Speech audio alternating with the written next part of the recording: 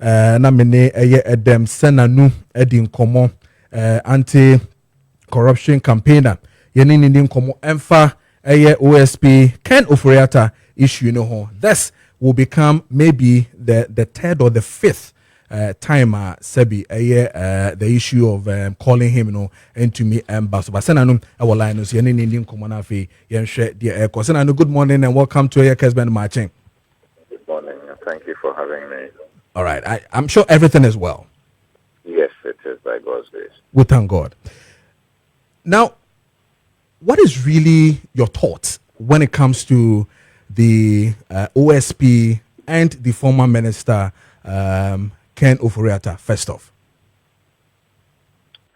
Well, I think that the former minister and his team of lawyers need to demonstrate good faith by when they make commitments or promises, they fulfill them, or else you need to be engaging the security agency to let them know that there's a difficulty. You can't give them less than a week's notice that a commitment you've made after a lot of tussle, you are no longer able to meet it, and you are not providing any documentation from the medical facility itself to confirm what you are saying. I think it's a bit, it does not build trust.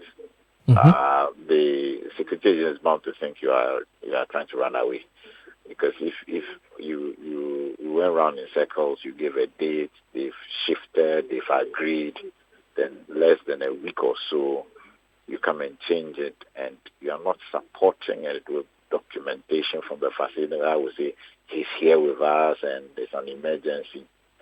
They are bound not to have confidence in you, and I think that's where it stems from. That they've raised all kinds of issues which were not substantive, accusing the USP at one point of things they had not done. So they've not built a relationship that allows trust, and so the special prosecutor is very likely to take actions that would be in the, as far as they are concerned, in the public interest. But Adam, I mean, taking an action when indeed we are telling you the human being that you want to deal with, i.e. Ken Ofori-Atta, is sick, and you want to continue to take an action because one or the other they've not demonstrated or fulfilled certain promises? No, I think that the substance of it is, where is the medical facility report? I mean, it would have been even better if, for example, the legal team of Mr. Ken Ofori-Atta had facilitated a direct engagement between the security agency and the medical professionals and facility, and then that the OSP is giving, these are our people,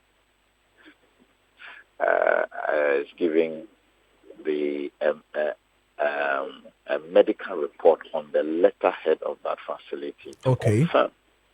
You see, the problem, the lack of trust is really the credibility of saying this man is not well, and so on. So yet they cannot say he's in this hospital. There's no documentation from the hospital. There's no engagement with the people. So it's not. How will I put it? It's not validated. So it's not just simply that because there's a date fixed, but the credibility of the information and the way it's being managed is not producing or giving confidence and trust. Okay, so it means that from the way things are going, you are anticipating that OSP will move ahead in doing what they have to do? I suspect so. In fact, from the very first time, I kept saying that the likelihood was going to be that if there was not a report from the medical facility on a letterhead or a direct engagement facilitated, we're going to end up with a situation where the OSP would just rein in. So I'm not surprised where we are. Reading from Frank Davis, I mean, one of the lawyers talking and saying that obviously their legal team, yes, have really done much in sending medical reports, and then on top of it, getting the OSP alerted on some of these things that is happening, and we still think that it is not enough to build trust. No, you see, you are dealing with a security agency. They are not dealing with the run of the mill or not. There has to be documentation that confirms what you are saying. It cannot be just by your word of mouth. You claim that you are not well and you have a surgery and you are whatever. This morning on Joy FM, one of the lawyers, I think Frank Davis, was being questioned that is he in hospital? He could not confirm. He just said he's in the US. Is he in hospital? He could not confirm. Then they said this virtual thing, is there a law? He said the electronic law covers it. Then they unfortunately he dropped, but it was pointed out that law he's quoting is for civil cases and not criminal cases. Okay. So, there are issues. And if you're in the anti-corruption, good governance space, there are best practices. People listening will be checking the nuances of the question. Somebody may not appreciate it, but as far as I'm concerned, the number one issue is to what extent have they verified that these so-called medical condition has been verified by the third party involved. If they provided a medical report ahead of the facility saying this and that and that and that, and therefore schedule this and that and that and that, that then gives you a clear decision. But so far, that has not happened. Okay. The first time they provided documentation, it had no letterhead. It had no letterhead. Now they've provided, I think, lab reports that still don't tell you about the facility and what they are saying. So there are problems with the approach that has been adopted. And they are aware. No credible agency is going to accept this in terms of the evidence. This is the situation. It may not mean that he doesn't have some kind of medical condition and so on and so forth.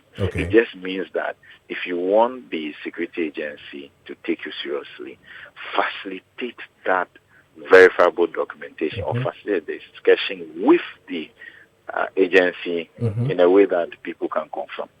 Okay. I get you. I understand. Yeah. So clearly, if you hear by close of day that OSP has taken initiative to come back again with his red lights, putting him on Interpol and all that, you would not be surprised, right? No, I won't. And it will be unfortunate because they've had these red flags from the first few times. We kept telling them that, guys, provide the kind of documentation that makes the special prosecutor as a professional, as a legal professional, clear in his mind that, yes, this is what is going on, this is when, so and so forth. Because you see, the route they've taken, every 2-3 months, they can come back and say, oh, he's not well. There's been some other eruption or some problem. And then how do you check?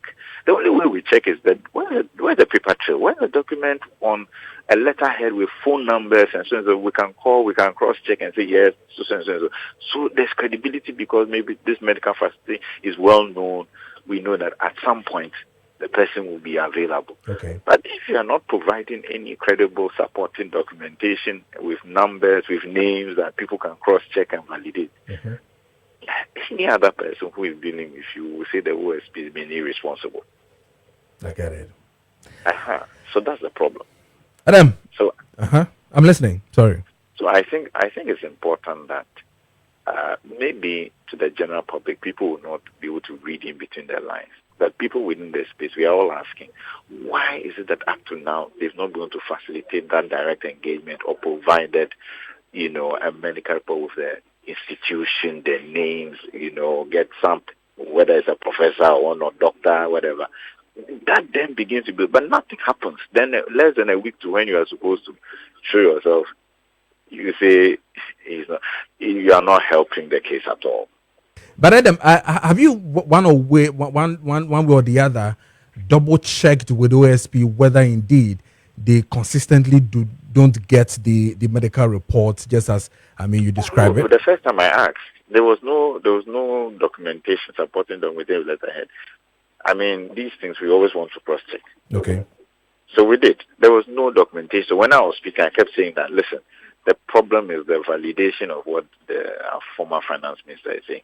It cannot be validated because they haven't provided credible documentation adduce the evidence to show that this is it, so that the special prosecutor can do his checks. Because normally you have to do due diligence. Mm-hmm. So it's what it is. We are taking Mr. Ken Ofori-Atta's word and his lawyer's word. But it's the medical condition. The medical people should be able to provide that, authoritatively, and that hasn't happened. If in this instance they provided a report which I hear is suggests is a biopsy or something, it's like a lab report. Okay. But it doesn't have. It is not like this is a medical facility where the surgery or whatever is going to take place. Mm-hmm. Again, it means I can also go to a lab and do a lab report and come in. I have to run away. Speaker is coming. Okay, all right. Adam, we'll leave it here. Thank you so much for speaking to us. Adam Senanum, a anti-corruption campaigner, and in the Dinkomo FA, the move now OSP for Office of the Special Prosecutor, concerning former Finance Minister Ken Ofori-Atta. And then this will be, I think, the third or fifth time or sixth time, the request of seeing Ofori-Atta by the OSP, Nkoye. Adam Senanum say, continuously, you are not bringing any proper medical, report. Even on the letterhead of the said medical, if I saying, institution, Sebi, former Ken Ofori-Atta, as in former finance minister, moon provide no. It's only when OSP at the back out to say 2 days time, 3 days time, then there's a report, a form of a report. Na sign astopo the meeting happening. And